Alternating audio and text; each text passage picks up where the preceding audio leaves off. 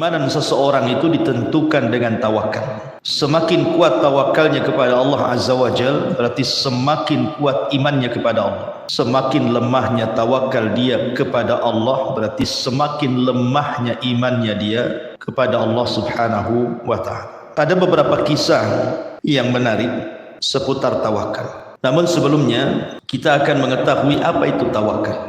Tawakal secara bahasa adalah al-i'timadu 'alal ghairi fi amrin ma. Seseorang menyandarkan kepada orang lain pada perkara tertentu. Itu secara bahasa. Adapun secara istilah, sidqu i'timadil qalbi 'ala Allah ta'ala fisti jelabi al-masalihi wa daf'il madari min umurid dunya wal akhirah. Sidqu i'timadil qalbi, kejujuran penyandaran hati ala Allah kepada Allah di dalam meraih maslahah dan juga mencegah madarat dari perkara-perkara dunia ataupun akhirat. Dari definisi ini kita tahu bahwa tawakal adalah menyandarkan secara mutlak hati kita kepada Allah Subhanahu wa ta'ala di dalam meraih sebuah manfaat ataupun mencegah sebuah madarat. Dahulu ada satu kisah yang cukup menarik. Ada ulama salaf namanya Hatim At-Tai, Hatim Al-Asam. Hatim Al-Asam ini adalah seorang alim, abid dan zahid. Orangnya alim, orangnya juga ahli ibadah, dan orangnya juga sangat zuhud. Dan itu sangat dikenal sampai ke telinga para penguasa. Hatim Al-Asam. Jadi suatu ketika Hatim Al-Asam ini ingin berangkat haji. Dia kumpulkan seluruh keluarganya, istrinya dan seluruh anak-anaknya, kemudian mengemukakan keinginannya bahwa dia ingin berangkat haji. Tapi seluruh keluarganya menolak dan mengatakan, kalau engkau berangkat, lalu siapa yang akan mencukupkan kehidupan kami di sini? Lah kebetulan Hatim Al-Asam ini memiliki anak perempuan yang salehah. Dari semua anak-anaknya, ada pula satu anak perempuannya yang sangat salehah. Ketika seluruh keluarganya khawatir dengan kehidupannya kalau ditinggal oleh Hatim Al-Asam, maka anak putrinya yang satu ini mengatakan, ya abi idhab falasta birazi. Wahai ayahku, kalau engkau ingin berangkat haji, berangkat sana, karena engkau bukan zat pemberi rizki untuk kami. Maka kemudian Hatim Al-Asam pun merasa tenang dengan salah satu putrinya ini. Berangkatlah Hatim Al-Asam ini untuk melaksanakan haji. Dan kita tahu bahwa haji di zaman dulu itu kan bukan haji seperti hari ini, bisa berbulan-bulan. Kemudian setelah Hatim Al-Asam ini berangkat meninggalkan keluarganya, maka keluarganya mulai cemas-cemas dan menyalahkan salah satu putrinya ini dan mengatakan bahwa ini semua gara-gara kamu. Coba kamu tidak mengatakan pergilah, tentu kehidupan kami tidak susah seperti ini. Lalu apa yang kita akan makan nanti setelah habis bekal ini? Maka akhirnya putrinya di malam hari dia pun tahajud. Kemudian setelah sholat dia berdoa kepada Allah Subhanahu wa ta'ala dan mengatakan, ya Rabb, engkau sudah membiasakan kepada kami dengan rizki, dengan keberadaan ayah kami di tengah-tengah kami, maka janganlah hinakan diriku di tengah-tengah keluargaku. Ma'asyiral muslimin yang dimuliakan Allah Azza wa Jalla, rupanya doa sang putri Hatim Al-Asam ini melesat ke langit dan didengar oleh Allah Subhanahu wa ta'ala. Kebetulan pemimpin daulah di zaman itu sedang berputar-putar melihat-lihat daerah bersama para pejabat dan para prajuritnya. Kemudian tiba-tiba sampai di depan rumahnya Hatim Al-Asam ini. Tiba-tiba sang raja, sang khalifah atau sang penguasa bersin dengan sangat keras sekali. Kemudian sang raja mengatakan kepada salah satu ajudannya, tolong carikan air untuk. Akhirnya sang ajudan pun kemudian mencari rumah yang bisa dimintai air untuk minum. Rupanya ajudan ini sampai pula di rumah Hatim Al-Asam ini. Kemudian dengan senang hati keluarga Hatim Al-Asam pun memberi air bersih untuk diberikan minum kepada penguasa tadi. Setelah minum, subhanallah, tiba-tiba kemudian dia merasa segar, sehingga merasa heran minuman yang ia minum itu kok menyegarkan badannya. Akhirnya sang penguasa mengatakan, ini air dari mana kau ambil? Maka sang ajudan mengatakan, dari rumah yang katanya namanya adalah Hatim Al-Asam. Maka sang penguasa kemudian heran, apakah yang dimaksud Hatim Al-Asam adalah seorang abid yang masyhur, seorang ahli ibadah yang masyhur, seorang ahli zuhud yang masyhur? Maka orang-orang mengatakan, ya, dialah Hatim Al-Asam yang kau maksud.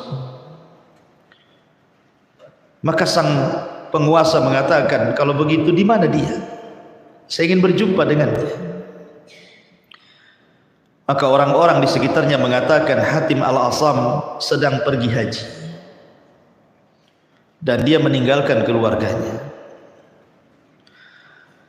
Maka tiba-tiba kemudian sang penguasa ini mengatakan kepada para ajudannya, para prajuritnya, sungguh karena dia sedang berangkat haji, maka kita harus memuliakan keluarganya. Kemudian sang penguasa pun mengeluarkan beberapa uang dinar, kemudian mengatakan, maka siapa yang mencintai diriku, kalian harus mengikuti apa yang kulakukan. Akhirnya kemudian para ajudan raja yang lainnya pun mengeluarkan uang dinar, kemudian dikumpulkan, kemudian diserahkan kepada keluarga Hatim Al-Asam ini. Maka dia mendapatkan harta yang paling banyak yang ada di kampung itu. Lihat bagaimana Allah Subhanahu wa taala mengabulkan doa anak putri Asam ini, Hatim Al-Asam. Kemudian setelah sang penguasa pergi bersama ajudan yang lainnya, tiba-tiba kemudian anak perempuan Hatim Al-Asam ini menangis. Kemudian keluarganya mengatakan, ya fulanah, kenapa kau menangis? Kita mendapatkan harta banyak dari penguasa. Kemudian anak putrinya mengatakan kepada keluarganya, subhanallah, ada seorang makhluk yang memandang kita, kemudian kasihan dengan kita, kemudian dia pun memberikan kekayaan kepada kita. Ini baru satu makhluk. Bagaimana kalau yang memandang kita bukan makhluk, tetapi Khalik, Allah Subhanahu wa ta'ala? Maka kekayaan mana lagi yang lebih melimpah dibandingkan yang Allah anugerahkan kepada kita? Dari kisah ini, Bu, kita diajarkan tawakal. Wa man yatawakkal 'ala Allah fahuwa hasbuh. Barang siapa yang bertawakal kepada Allah, maka cukuplah Allah sebagai pelindung kita. Tak perlu khawatir. Kemudian kisah yang lain, di zaman Amirul Mukminin Umar bin Khattab radhiyallahu anhu. Umar bin Khattab radhiyallahu anhu berjumpa dengan seorang bapa yang sedang menggandeng putranya. Umar pun heran, kenapa ada anak yang mirip sekali wajahnya dengan ayahnya, mirip, kurang lebih fotokopiannya. Sehingga kemudian Umar bin Khattab radhiyallahu anhu bertanya kepada sang ayah ini, kenapa sampai mirip tuh anaknya dengan dia? Akhirnya kemudian sang ayah bercerita di hadapan Amirul Mukminin Umar ibn al-Khattab radhiyallahu anhu. Apa kisahnya? Dia mengatakan, ya Amirul Mukminin, dahulu aku punya istri yang sedang hamil dan mengandung, dan ketika itu kehidupan kami serba kekurangan. Maka aku mengatakan kepada istriku yang sedang hamil akan niatku untuk bekerja di tempat yang cukup jauh. Istriku melarang karena tahu dia dalam kondisi hamil tidak mau ditinggalkan diriku. Maka akhirnya kemudian aku tenangkan istriku dan kuletakkan tanganku di perutnya, dan aku katakan, ya Allah, astaudiukallah, aku titipkan anakku ini kepadamu ya Allah. Jadi sang ayah ini mengatakan kepada istri yang sedang hamil dan meletakkan tangannya dan mengatakan, ya Rabb, aku titipkan anakku yang ada di perut istriku kepada Allah. Kemudian dia pun pergi. Setelah kemudian beberapa bulan yang harusnya istrinya sudah melahirkan, dia pun pulang dan dia ingin menyaksikan kelahiran putranya. Tetapi sesampainya di rumah, tiba-tiba rumahnya penuh sesak dengan orang. Kemudian dia bertanya, ada apa ini? Maka kerabatnya mengatakan, istrimu sudah meninggal dunia. Maka dia pun mengatakan, inna lillah wa inna ilaihi raji'un. Kemudian keluarga ini menceritakan kepada sang suami ini dan mengatakan, tahukah kamu bahwa ada peristiwa yang luar biasa yang terjadi kepada istrimu saat meninggal? Maka meninggal dunia. Kemudian kami kuburkan bersama anakmu yang ada di perutnya itu, karena kami sangka dua-duanya meninggal dunia. Setelah kami kuburkan, tiba-tiba di hari pertama kuburannya keluar asap. Kemudian di hari kedua keluar asap lagi. Kemudian di hari ketiga keluar asap lagi. Maka kami heran. Akhirnya kami gali kuburan istrimu. Rupanya setelah kami gali sampai akhirnya kemudian sampai di dasar lahan. Maka kami melihat istrimu sedang terduduk dan di hadapannya ada bayimu yang baru melahirkan. Subhanallah, istrinya tetap mati, menyelamatkan, dan tidak pernah menyanyiakan kepada siapapun yang menyandarkan persalan. Ada seorang laki-laki dari Bani Israel yang selalu menghina Nabi Musa. Jadi ada dengan ucapan yang maha menyakitkan Nabi Musa alaihi salatu wassalam dan mengatakan, kenapa mesti Musa yang jadi nabi? Kenapa mesti Musa yang bicara dengan Allah? Musa manusia, bukan malaikat. Akhirnya Musa pun emosi. Namanya manusia juga Nabi Musa itu, bukan malaikat, emosi juga. Marah dia. Akhirnya dia berdoa kepada Allah Subhanahu wa taala. Kemudian Allah mengatakan, ya Musa, engkau tidak tinggal perintahkan gunung timpakan kepada orang yang mengolok-olok kamu. Atau engkau tinggal perintahkan bumi suruh telan orang itu, atau engkau tinggal perintahkan lautan suruh ditimpakan lautan ke kepalanya. Terserah makhluk mana yang kau perintahkan, aku akan perintahkan makhluk itu menurut kata-kata. Akhirnya kemudian Nabi Musa pun agak tenang. Tiba-tiba kemudian dia berjumpa lagi dengan orang yang bicara seperti itu lagi. Musa, kenapa mesti engkau yang jadi nabi dan rasul? Musa, kenapa mesti engkau yang bicara dengan Allah, kenapa bukan yang lainnya?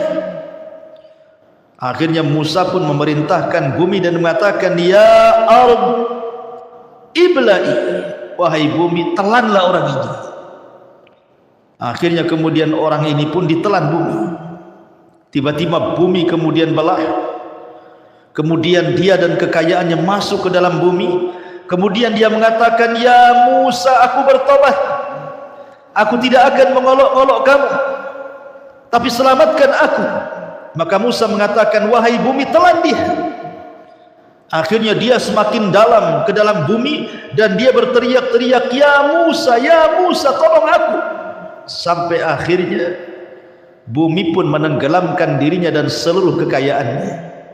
Wa khasafna bihi wa bidarihil ardh, kami tenggelamkan dia dan seluruh kekayaannya ke dalam bumi. Kemudian Allah katakan kepada Musa, ya Musa, kalau seandainya dia yang ditenggelamkan diriku mengucapkan ya Allah bukan ya Musa, niscaya aku akan selamatkan dia. Kalau seandainya dia mengucapkan ya Allah bukan ya Musa, niscaya aku akan selamatkan dia.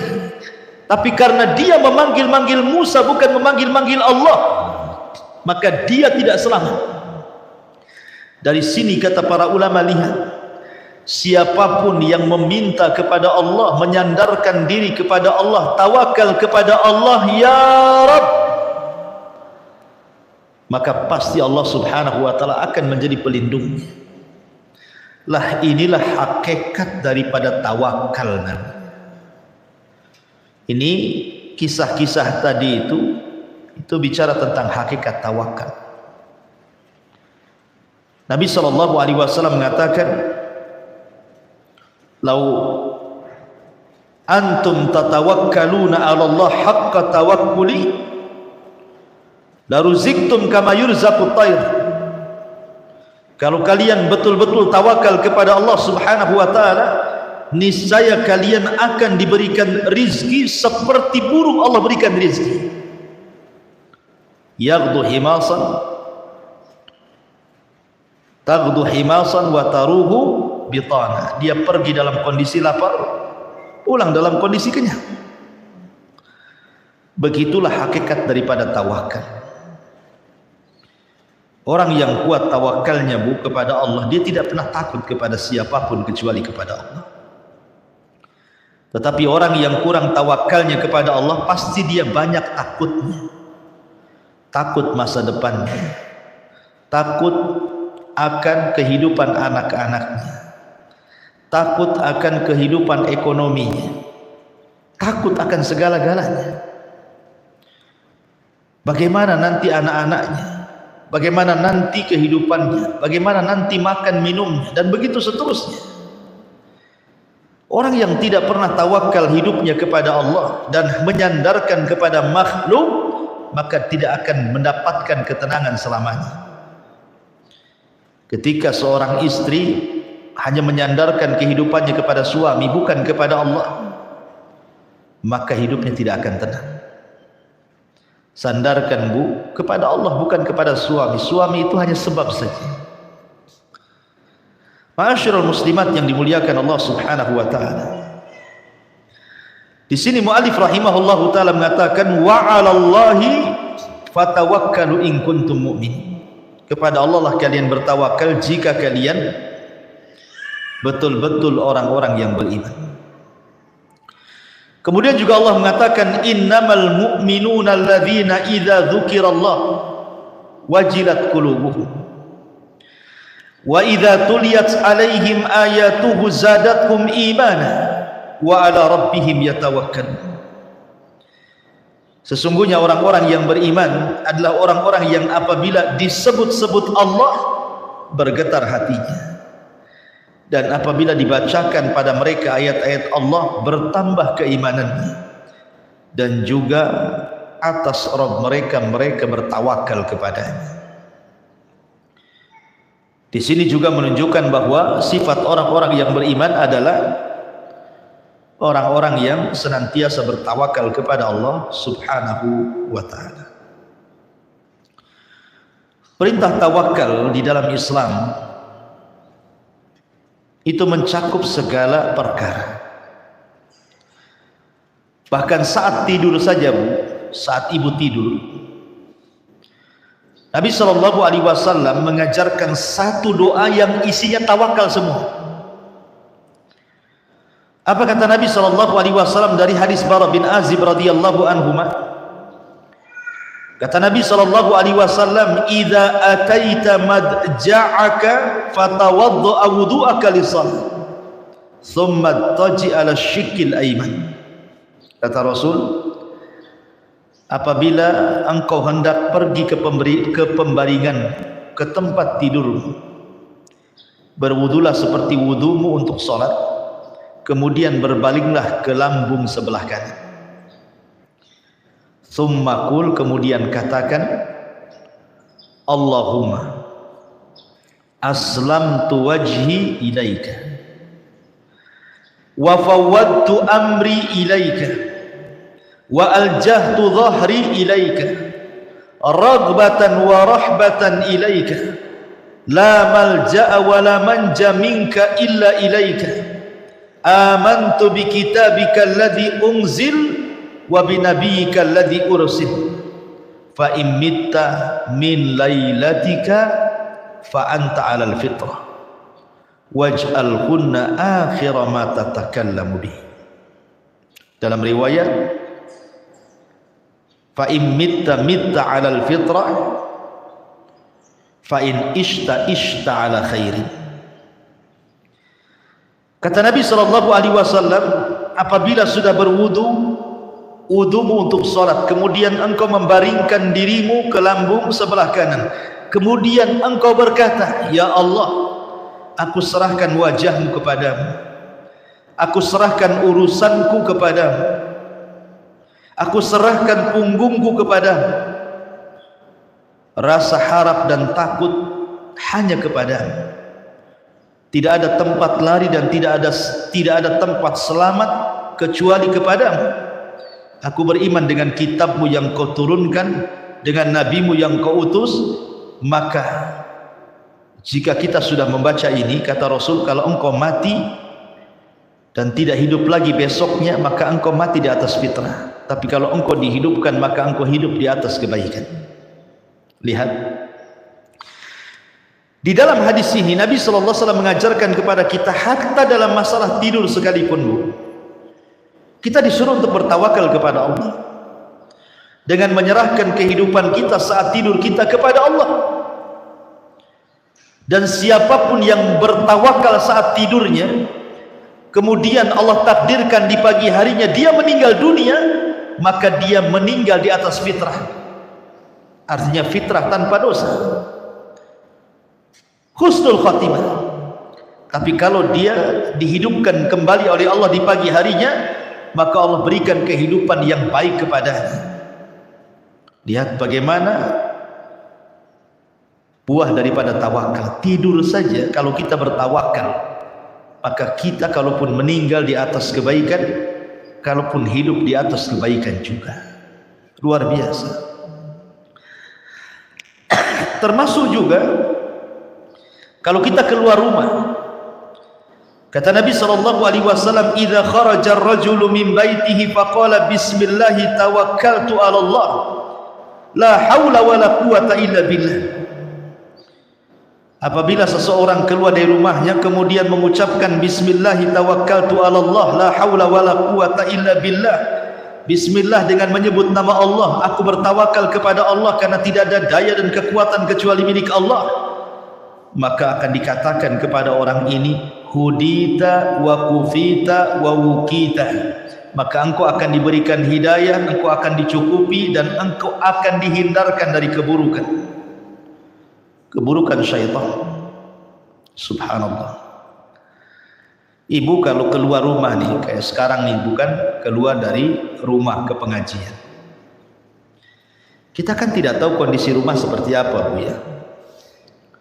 Boleh jadi rumah itu kemalingan, boleh jadi rumah itu kebakaran, lupa mungkin matiin kompor, boleh juga kebakaran karena korsleting listrik gitu ya. Boleh juga karena mungkin ada musibah, ada gempa, ada apa, kita tidak tahu, Bu kan. Kita meninggalkan rumah walaupun tidak jauh ke pasar, ke pengajian, kita tidak tahu kondisi rumah kan. Yang bisa menjaga rumah kita hanyalah Allah.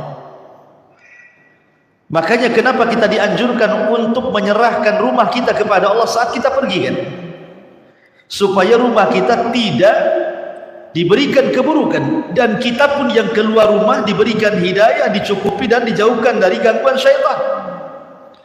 Dan itu buah daripada tawakal. Luar biasa gitu ya. Ma'asyiral muslimat yang dimuliakan Allah Azza wa Jalla. Kemudian Allah juga mengatakan, ya ayyuhan nabi hasbukallah wa manittaba'aka minal mu'minin. Wahai nabi, cukuplah untukmu Allah sebagai pelindungmu dan orang yang mengikutimu dari orang-orang yang beriman. 3 ayat pertama ini dicantumkan oleh mu'alif rahimahullahu ta'ala dalam bab tawakal, menunjukkan bahwa tawakal itu ada erat kaitan dengan keimanan, gitu ya Bu ya.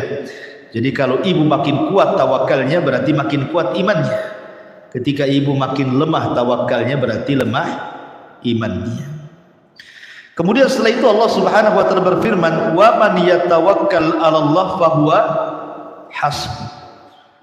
Barang siapa yang bertawakal kepada Allah, maka cukuplah Allah sebagai pelindungnya. Kemudian mu'alif mencontohkan kisah tentang Ibrahim alaihi salatu wassalam dan kisah Rasul kita Muhammad sallallahu alaihi wasallam. Bagaimana kisah kedua nabi ini? Dikisahkan dari Abdullah ibn Abbas radhiyallahu anhu maqala, hasbunallah wa ni'mal wakil. Qalaha Ibrahim sallallahu alaihi wasallam hina ulqiya finnar. Wa qalaha Muhammadun sallallahu alaihi wasallam hina qalu lahu innan nasa qad jama'u lakum fahshawhum fazadahum imana wa qalu hasbunallah wa ni'mal wakil. Rawahul Bukhari wa Muslim. Dari Abdullah ibn Abbas radhiyallahu anhu mengatakan, cukuplah Allah sebagai pelindung kami karena dia sebaik-baik pelindung. Kata-kata ini hasbunallah wa ni'mal wakil diucapkan Ibrahim ketika dia dilempar ke dalam api, dan diucapkan oleh Muhammad sallallahu alaihi wasallam ketika dikatakan kepadanya sesungguhnya manusia sudah berkumpul hendak menyerang, takutlah kepada mereka. Maka bertambahlah keimanan dan mengatakan, cukuplah Allah sebagai pelindung kami karena dia sebaik-baik pelindung. Jadi begini kisahnya. Ketika Ibrahim alaihi salatu wassalam diponis oleh penguasa Babil gara-gara menghancurkan berhala-berhala di zaman itu, dengan ponis dibakar hidup-hidup, maka sang penguasa Babil kemudian memerintahkan agar setiap rumah menyumbangkan 1 ikat kayu. Akhirnya kemudian kayu itu dikumpulkan di depan istana sehingga membumbung sampai setinggi istana. Maka mulailah dibakar kayu itu sampai kemudian apinya melebihi besarnya dan tingginya istana. Saking besarnya api itu. Kemudian Ibrahim alaihi salatu wassalam mulai dilempar dari manzani ke kobaran api itu. Saat melayang-layang Ibrahim di antara ketapel besar dan juga bara api yang siap menelannya, tiba-tiba para malaikat sudah siap untuk menolong Ibrahim. Bahkan pemimpin para malaikat Jibril dan juga Mikail menawarkan pertolongannya. Kemudian dikatakan kepada Ibrahim oleh malaikat ini, "Ya Ibrahim, mintalah pertolongan kepada aku," kata Jibril. Tetapi Ibrahim mengatakan, "Amma ilaika fala wa amma ilallahi fabala." Adapun harus meminta pertolongan kepadamu wahai Jibril, wahai Mikail, wahai para malaikat, tidak. Aku tidak akan meminta pertolongan kepada malaikat manapun. Tetapi kalau harus meminta pertolongan kepada Allah, kata Ibrahim, amma ilallah fabala. Adapun kepada Allah, ya, aku hanya meminta pertolongan kepada Allah Subhanahu wa ta'ala. Kemudian Ibrahim mengatakan, hasbunallah wa ni'mal wakil. Cukuplah Allah sebagai pelindungku dan dialah sebaik-baik pelindung. Ketika Ibrahim mengucapkan kalimat ini saja, maka Allah katakan kepada Ibrahim, kul ya naru kuni bardan wa salaman ala Ibrahim. Ya Ibrahim, katakan kepada api, wahai api, jadilah dingin, selamatkan Ibrahim. Jadilah dingin, selamatkan Ibrahim. Akhirnya kemudian setelah api menelan Ibrahim, ada yang mengatakan 3 hari, ada yang mengatakan 40 hari, wallahu a'lam. Setelah api padam, tiba-tiba kemudian manusia melihat rupanya Ibrahim masih hidup. Lihat bagaimana thamratu at-tawakkal. Ini disebut dengan buah daripada tawakal. Allah selamatkan Ibrahim karena tawakal dia kepada Allah Azza wa Jalla. Karena belum tentu kalau dia menyandarkan kepada para malaikat dia selamat. Tapi ketika dia menyandarkan kepada Allah zat penyelamat, maka Ibrahim pun diselamatkan. Lah ucapan yang sama, hasbunallah wa ni'mal wakil, itu pun diucapkan kepada Nabi oleh Nabi SAW saat Rasul mengalami kekalahan perang di perang Uhud. Kan perang Uhud itu kan kaum muslimin kalah. Rasul dihabarkan mati tetapi masih hidup. Akhirnya kemudian kaum muslimin banyak yang tunggang langgang lari dalam perang Uhud itu. Kemudian para sahabat pun setelah mengalami kekalahan, mereka pulang ke kota Madinah. Karena orang-orang musyrik Arab ini, Quraisy ini merasa bangga menang, mengalahkan Rasul dan pasukannya. Akhirnya kemudian dia ingin menghabisi Rasul dan pasukannya dengan mengirim pasukan yang jauh lebih besar dan ingin menyerang mereka di sebuah tempat namanya Hamrul Asad. Kemudian Abi Sufyan sebagai pemimpin mengatakan kepada seseorang yang dihantarkan untuk mengantarkan berita kepada Rasul, katakan kepada Muhammad bahwa kami orang-orang kafir Quraisy sudah menyiapkan pasukan besar untuk menyerang kedua kalinya setelah Uhud. Maka dihabarkan kepada Rasul bahwa orang-orang Quraisy sudah berkumpul dengan pasukan yang besar. Tetapi Rasul mengajarkan kepada para sahabat untuk tidak ciut, tidak takut. Maka bertambahlah keimanan Rasul dan kaum muslimin, dan mereka pun mengatakan hasbunallah wa ni'mal wakil, cukuplah Allah karena Allah lah sebaik-baik pelindung. Akhirnya mereka pun bergerak ke Hamrul Asad. Rupanya orang-orang Quraisy pun ketakutan dan pulang kembali ke Quraisy. Lihat bagaimana Allah berikan kekuatan kepada pasukan Nabi SAW yang kuat tawakalnya kepada Allah Subhanahu wa ta'ala. Inilah dalil-dalil yang dicantumkan oleh muallif tentang masalah tawakal. Tetapi di sini yang ingin saya katakan, kenapa muallif mencantumkan bab ini dan berkaitan dengan tauhid, bahwa kita tidak boleh tawakal kecuali kepada Allah. Karena banyak di masyarakat nih Bu ya, ada orang tawakal kemana? Ke orang-orang mati, ke kuburan-kuburan para wali, ke kuburan orang-orang soleh, tawakal kepada mereka. Datang ke kuburan berziarah itu bukan untuk mengingat kematian atau berdoa Bu ya, malah minta di situ, minta sesuatu kepada yang ada di kuburan, minta rizki, minta jodoh, minta usahanya dilancarkan, minta jabatannya dinaikkan, dan begitu seterusnya. Ini tawakal syirik namanya. Tidak boleh bertawakal kepada selain Allah.